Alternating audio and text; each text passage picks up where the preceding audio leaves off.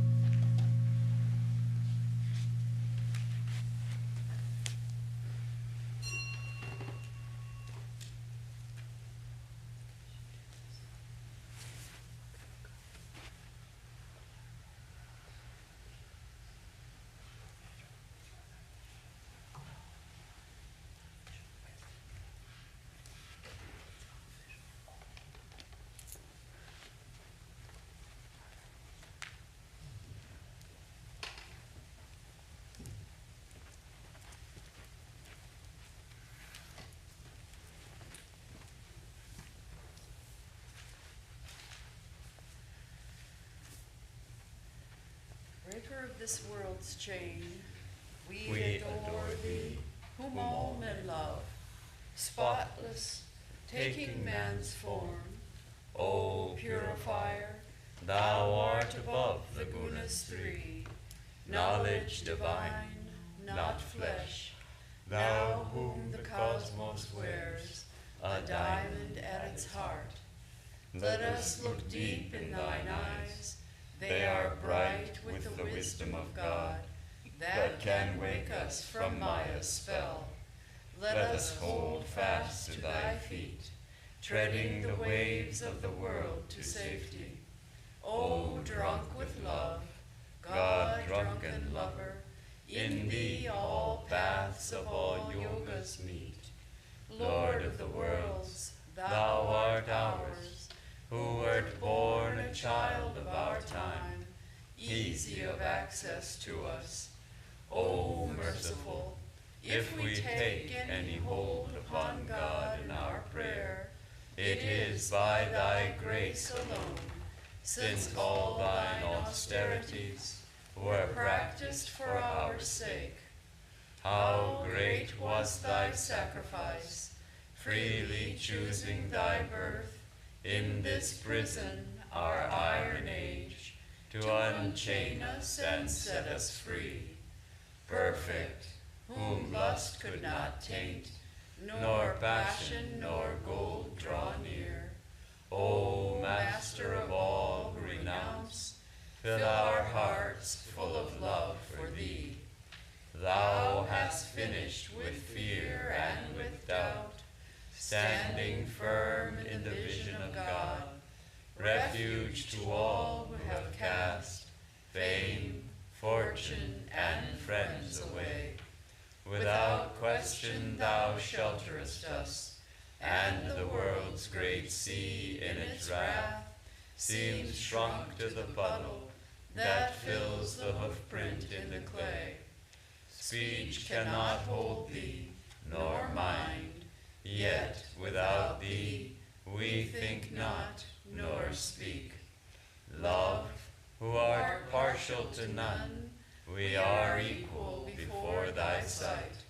Taker away of our bane, we salute thee, though we are blind. Come to the heart's black cave, and illumine, thou light of the light.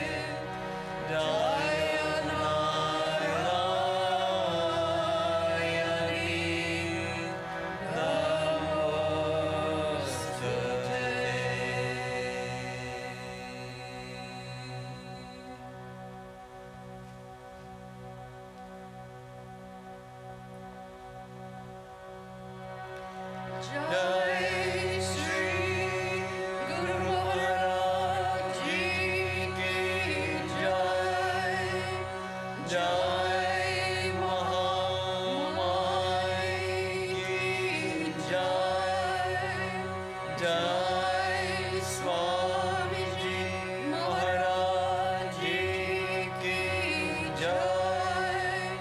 Jai Raja Maharaj Ki Jai.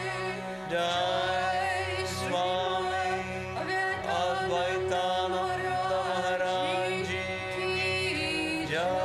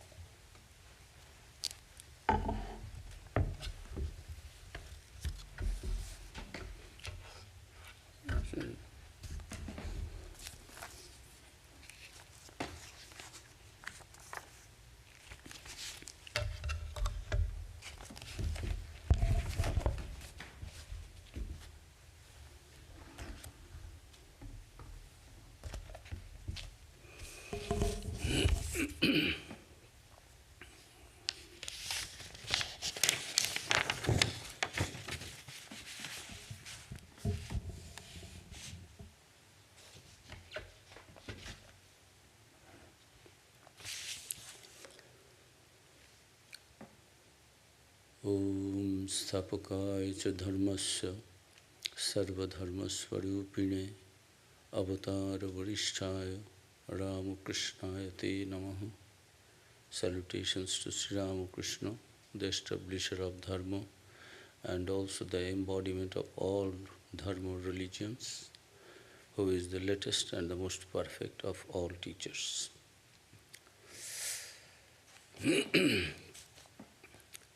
Good evening to you all. Today is a very auspicious day for the followers of disciples and devotees of Ramakrishna. Today is Shravana Krishna Chaturdashi. On this day, in 1828, Gopal Chandra Ghosh, later Swami Advaitanandaji, was born. Much is not known about his childhood days. His father's name was Govardhan Ghosh He was born at Rajpur in Jagaddal in the district of 24 Parganas, and it was nearly 25 miles away from north of Calcutta. Later, he shifted to Calcutta Shithi for some employment, and he was working at the shop of Beni Madhav Pal, who was already a devotee of Sri Ramakrishna.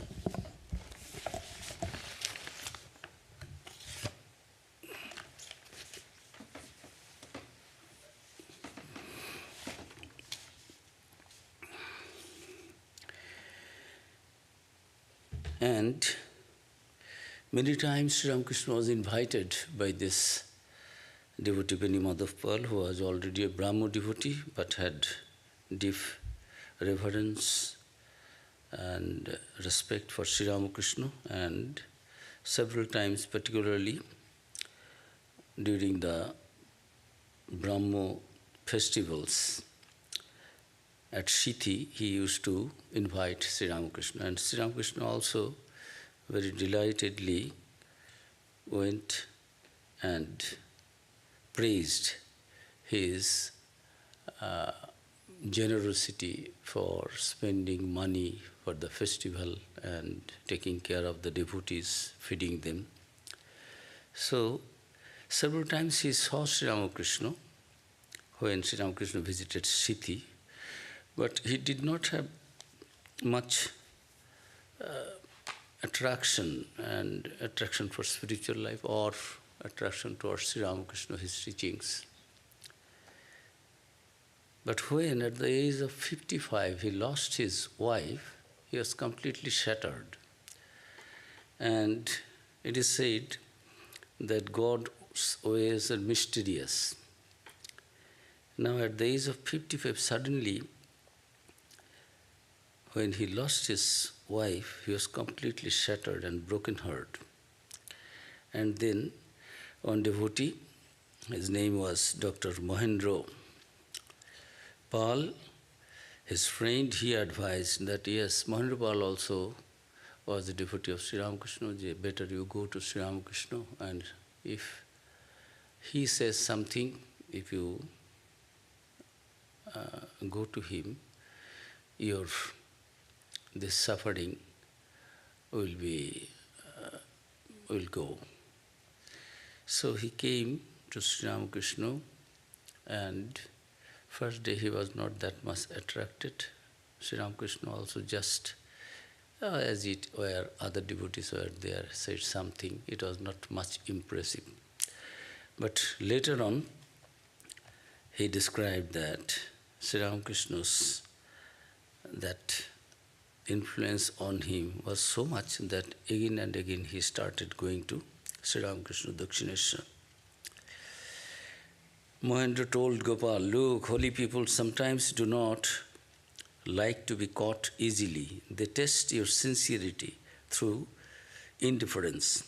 Please visit the master frequently, and when later on, second time, he visited, he very much became attracted. And Sri Ramakrishna also, like a good physician, gave him an infallible antidote for his grief. Speaking of God, he lifted Gopal's mind, uprooting his worldly ties and attachments. Gopal learned from the master that the world is unreal, like water in a mirror, and that dispassion is the only medicine which will counteract grief and delusion.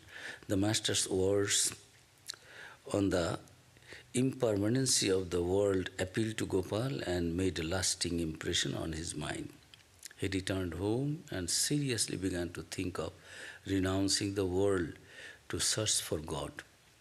He was attracted to the master and soon returned to Dakshineshwar. Gopal later narrated what happened after his third visit, and I quote, "The master possessed me. I would think of him day and night. The pang of separation from the Master gave me chest pain. No matter how hard I tried, I could not forget his face. So, that was the impact of a holy company. And gradually, Gopal Chandra Ghosh started coming frequently to Dakshineshwar, and he started serving also Sri Ramakrishna. And Sri Ramakrishna also used to call him the Buddha Gopal, the old Gopal, because this person was several specialities are there with this uniqueness with Gopal Dada, Gopal Chandra Ghosh. He was 8 years senior to the Master. Master was born in 1836 and Gopal Ghosh was born in 1828. So Master used to call him sometimes the guardian, overseer, Murubbi, and also the Buddha Gopal, the elder Gopal. And all the disciples of Master, because he was so senior, even senior to Master, used to call him Gopal Da, the elder brother. And his uniqueness that we find that most of the devotees disciples came to Sri Ramakrishna for seeking God in the young age, and Sri Ramakrishna told them about detachment, renunciation, and he came after his marriage and being very much tormented. And then Holy Mother was very free with Gopalda. And what others could not do for Master and Mother, he used to do that. He used to do all the errands for Holy Mother. And when he came, right after that, Sri Ramakrishna suffered from this throat problem, cancer, and he was shifted to Shampukur. And then from Shampukur to after 70 days, he was shifted to Kashipur Garden House. Both these places, Master needed to have the diet, timeously, special things, medicines prepared in those days in a different way, where Holy Mother's intervention and assistance were needed. And this Buddha Gopal, the elderly Gopal, would learn everything from the physician, then he would narrate it to Holy Mother, and Holy Mother will prepare the diet and other medicines, and then he would again bring it back to Sri Ramakrishna so that Sri Ramakrishna's service could be done properly.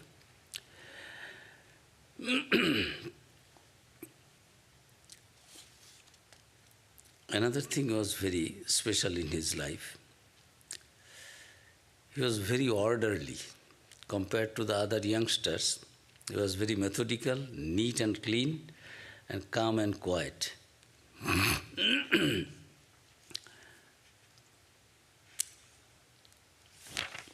We will read some incidents from the book God Lived With Them by Swami Chetanananda Ji.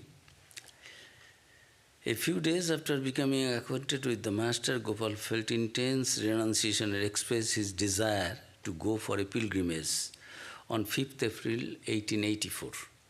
M recorded the following conversation in the Gospel. Master to the elder Gopal, do you intend to go on a pilgrimage now?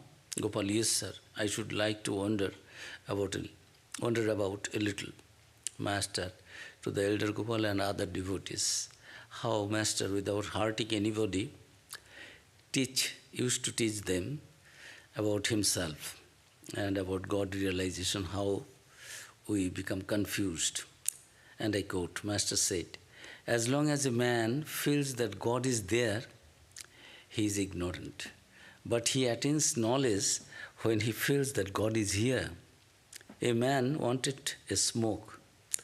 He went to neighbor's house to light his charcoal. It was the dead of night and the household was asleep. After he had knocked a great deal, someone came down to open the door. At the sight of the man, he asked, "Hello, what is the matter?" The man replied, "Can't you guess? You know how fond I am of smoking. I have come here to light my charcoal."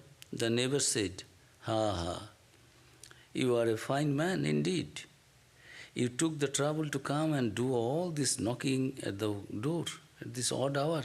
Why you have a all lighted lantern when you have a lighted lantern in your hand?" All laugh. Master continued, "What a man seeks is very near him. Still, he wanders about from place to place." Means Sri Ramakrishna is here. What other place is necessary to go and do the holy company? Because Master is here. But people think that if I go here and there, then I will get my solace, calmness, quietness, and whatever I am expecting. This is the world, this mysterious. It is not known whether the elder Gopal went on pilgrimage or not. Perhaps he gradually became close to the Master and decided to serve him. In spite of his age, Gopal tried to keep the same pace as the other young disciples.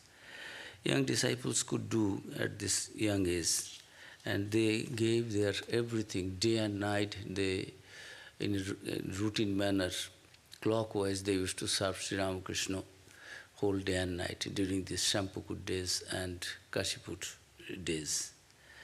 But Gopal Dada, despite his old age, always was ready to help them and render his service to Master. While in Dakshineshwar and also in Kashipur, when there was nobody and Naren was there, used to sing, this old man knew tabla playing. So he would play tabla with Naren to help him. And he liked singing also. And he was a lover of music, and Swamiji also allowed him to play with him. So he was very fortunate to play tabla with Swamiji.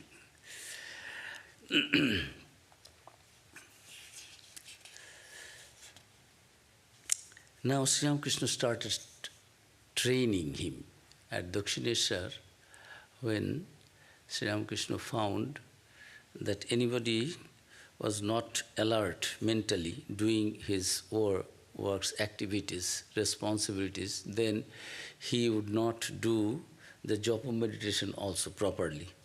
So one day there was a kirtan at Dakshineshwar Panchavati, and Master went to listen to it, but suddenly there was a little rain. Master came back to his room, and Gopal Dada, this elderly Gopal, was with Master carrying his umbrella, but he became forgetful, became absorbed in kirtan and forgot to bring back Master's umbrella. When Master later asked, "Where is my umbrella? Have you brought it back?" Then he said, "Oh, sorry, sir, I have forgot." Then Master said, "I am generally unmindful about the world, but not to that extent. Rakhal also is very careless." Referring to the date of an invitation, he says, the 11th instead of the 13th. And Gopal, he belongs in a herd of cows. The word Gopal also means herd of cows. So, teasingly, Master used to make them understand that any small work should not be neglected and everyone should do it with that spirit of doing worship like that, and very carefully and giving full mind, complete mind in that. Gopal Dada was found one day, Adbhutanandaji writes, that one day I found before the noon meal, the Master was walking alone in the temple garden of Dakshineshwar. Gopalda took the opportunity to express his desire for initiation to the Master. I saw from a distance that Gopalda knelt down on the ground and holding the feet of the master, began to cry. The master lifted him up from the ground, holding his arms. Gopalda was still crying profusely. For the master said to him, I did not hear because I was standing at a distance.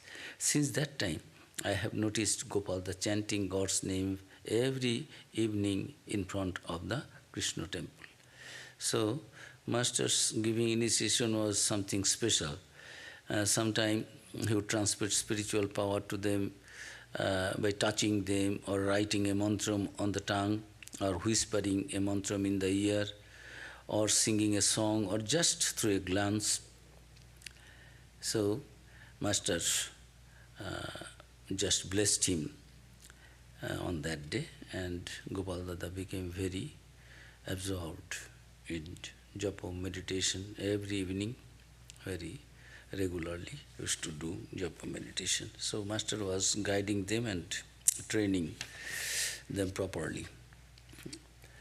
One day, Gopal Dada in Kashipur Garden House, while taking food from Holy Mother for master, just breathed on it, and master could not take that. As a result, the master could not offer the food thus defiled to the Divine Mother, and he never ate any food without offering it first to her. The master had to be served again with fresh food. After that, Gopal was extremely careful while nursing the master and also preparing master's food and other works. Once Holy Mother recalled a significant incident that took place when the master lay ill at Kashipur. A number of his disciples, including Gopal, were taking turns attending to his needs. But one day, instead of serving the master, Gopal went off somewhere to meditate. He meditated for a long time. When Girish Babu heard about this, he remarked, the one upon whom Gopal is meditating with closed eyes is suffering on a sick bed, and fancy he is meditating upon him. Gopal was sent for. When he arrived, the master asked him to stroke his legs. Then he said to Gopal, do you think I am asking you to stroke my legs because they are aching? Oh no, in your previous births you did many virtuous acts. Therefore I am accepting your service. So in this way, master used to bless him. One day, master was telling somebody that never tell a lie, even jokingly or casually. So Gopal followed this teaching to the letter and encouraged others to do the same. Once a doctor prescribed the juice of 3 lemons for the master's upset stomach, and Gopal was entrusted to collect them. Instead of only 3, he brought several additional lemons. But the master accepted only 3 and asked him to return the extras. Gopal realized that the master was an embodiment of truth, and his speech and action were always congruous. Every year, during Makar Sankranti, an auspicious day in the middle of January, monks and pilgrims from all over India used to go to Ganga Sagar for an annual bath, holy bath, in the confluence of the Ganges and the Bay of Bengal. Many pilgrims go by boat from the Jagannath Ghat of Calcutta. Gopal had a little money and wanted to acquire virtue by offering clothes to holy people on that auspicious day.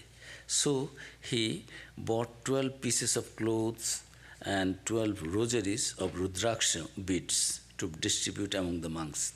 He dyed the clothes in the ochre color himself. When the master heard about it, he said to Gopal, quote, you will attain 1,000 times more virtue if you present those ochre clothes and rosaries to my children rather than giving them to the monks of Jagannath Ghat.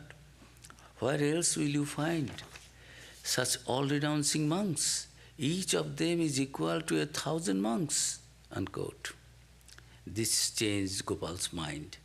And on Tuesday, 12 January 1886, on Makar Sankranti day, Gopal gave the ochre clothes and rosaries to the master, who touched them and sanctified them with a mantram. He himself then distributed them among his young disciples. They put on the ochre clothes and saluted the master. Sri Ramakrishna was pleased to see them in monastic clothes and blessed them. The disciples who received the ochre clothes were Narendra, Rakhal, Niranjan, Baburam, Shoshi, Sharat, Kali, Jogin, Latu, Tarok, and Gopal. The 12th cloth and rosary, according to the master's instruction, were set aside for Girish Ghosh. Later, Girish touched them to his head and felt the master's special blessing. In this sense, it may be said that the Ramakrishna order was found by Sri Ramakrishna himself, although it did not come into official existence until after his death. So this Gopal Dada was very blessed to offer his first Gerua to all the sadhus of the Ramakrishna order, and which was given by Sri Ramakrishna himself, handed over by Sri Ramakrishna himself. At Kashipur, another Gopal Datta was very fond of Narendra and wanted to do japa meditation with Narendra. One day Narendra wanted to do whole night japa meditation and light a dhuni, this homa light, fire. So he wanted to go to Dakshineshwar and do it whole night. And the master said, yes, you go and do it. But he also took the permission, Gopalda, from master and went with Narendranath, and whole night they did austerities, tapasya, japa meditation. On another occasion also, he was meditating with Naren at Kashipur Garden House, and after some time, Naren was so absorbed in meditation and was telling, "What is my body?" He shouted. Surprised, Gopal came near him. "Where is my body?" Narendra repeated. Touching him, Gopal said, "It is here. Naren, can't you feel it?" But Narendra continued to cry out for his body until Gopal, alarmed, ran to tell the master what had happened. Ramakrishna did not seem at all surprised and said, "Let him stay like that for a while." He said calmly, "He has been bothering me long enough to put him into that state." So, Swamiji's first samadhi also, that condition, bodilessness, this feeling, it was Gopalda who was meditating with Swamiji at that time. Sri Ramakrishna passed away at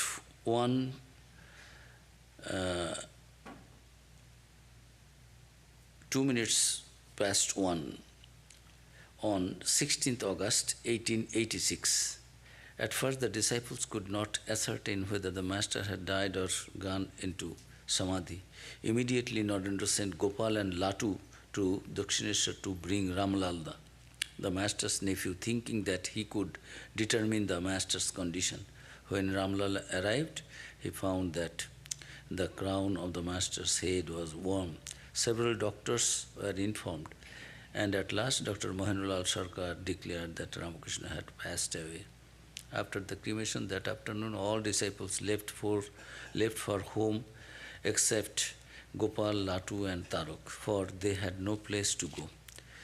Within a few weeks, the Boranagar monastery was established, and with the help of Surendranath Mitra, this master disciple started staying there, and Gopal joined the other disciples and took the vows of sannyasa and became named as Swami Advaitananda. Advaitananda ji did his pilgrimage and austerities in different places.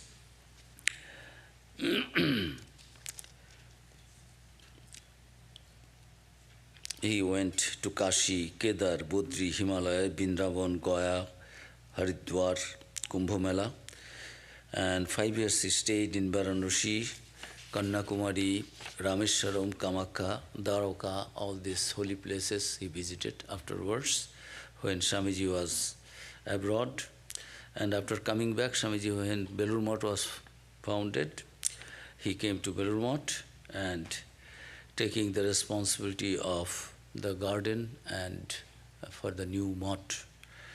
And Swami Adbhutananda said, and I quote, "Without Gopalda, monks of the Belur Math would not even have vegetables with their rice."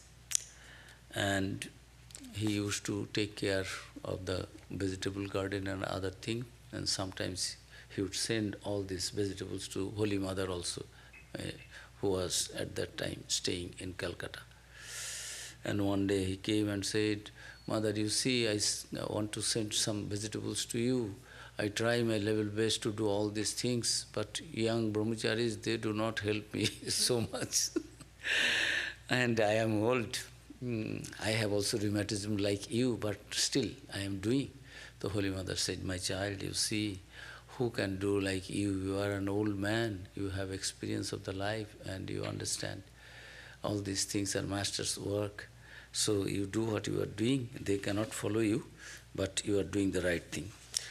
So we find that Gopalda was very humorous also.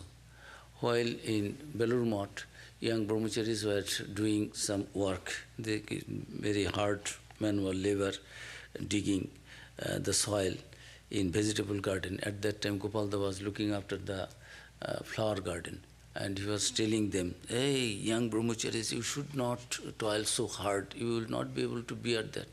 Come with me." And he took them. You see, the soil of the flower garden is very soft.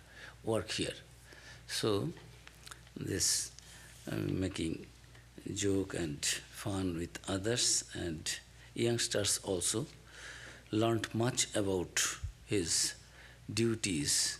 Swami Turiyanandaji said that we are much indebted to Gopalda. We learned the secret of work from him. He was so particular, meticulous, orderly, and he was a karma yogi, doing all works so nicely, neat and clean. Holy Mother liked him, and all. Swami Turiyananda himself is telling that we learned karma yoga from him. Swami Vivekananda used to tease him and say, "You are old now. You must take milk and fruits now, because you are aging, you need all those things. So we will all serve you with milk."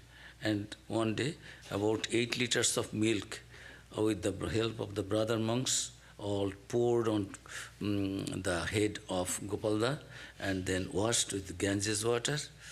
So in this way, they used to make fun and tease also.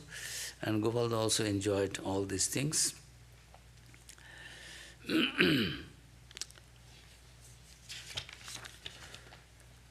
We have to finish now because there is no time is there.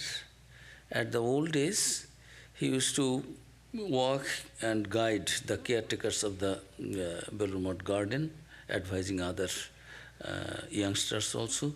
On 4th July, it was Advaitanandaji who sent for Dr. Mohendranath Majumdar when Swamiji was found that his pulse was not working. He gave up his body in meditation. Nobody could understand that what actually that Swamiji has given up the body. So it was he who sent first the doctor and checked the pulse of Swamiji. Passing away, I just read one page and I finish. In late 1909, Advaitananda, an all-renouncing sannyasin of the Master, made himself ready to depart from this world. He had suffered from stomach trouble off and on, and towards the end he had a fever. Dr. Motilal Mukhopadhyay of Ghushuri, Howrah, was his physician, and all the monks served their old brother with loving care. One day, the Swami stood in front of Sri Ramakrishna's picture and prayed, "Master, please release me from this pain." The Master soon answered the prayer of his old disciple. Swami Premananda later said, before his death, Gopalda saw the Master carrying a mace on his shoulder. He then asked, "Master, why are you carrying the mace on your shoulder?" The Master replied, "I am Gadadhar," literally means upholder of the mace, an epithet of Lord Vishnu. Gadadhar was also Sri Ramakrishna's childhood name. In this age I shall rebuild after destroying everything, unquote. Truly, Sri Ramakrishna was born in this modern time to destroy doubt and delusion from the minds of the people. Advaitananda passed away at 4:15 p.m. on Tuesday, 28 December 1909. Until the end, he was fully conscious, chanting the name of Sri Ramakrishna. As soon as Premanandaji put a little charanamrita, sanctified water, in his mouth, he breathed his last. Premananda wrote a vivid account of his death in a letter. Quote, Gopalda has gone to the abode of the Master. He had a little fever and nobody realized that he would leave the body so soon. During his last moments, his face looked so beautiful. It is a wonderful play of the Master's devotee. At that time, Dr. Motilal Mukhopadhyay was present. Gopalda drank a little lemon juice and milk. He greeted Moti Babu. Dr. Mukhopadhyay, smilingly he left the body, unquote. He was then 81. His body was cremated at Belur Math on the bank of the Ganges. Swami Advaitananda started his spiritual journey late, but his sincerity and steadfast devotion to the Master brought fulfillment at the end of his life. Sri Ramakrishna made him a role model for elderly seekers of God. He will be remembered by the Ramakrishna order for his cheerful manner and methodical ways, his self-reliance, his untiring zeal in every work he undertook, and his implicit devotion to the Master and his cause. Om Shanti Shanti Shanti. Hari Om Tat Sat. Sri Ramakrishna Arpanamastu.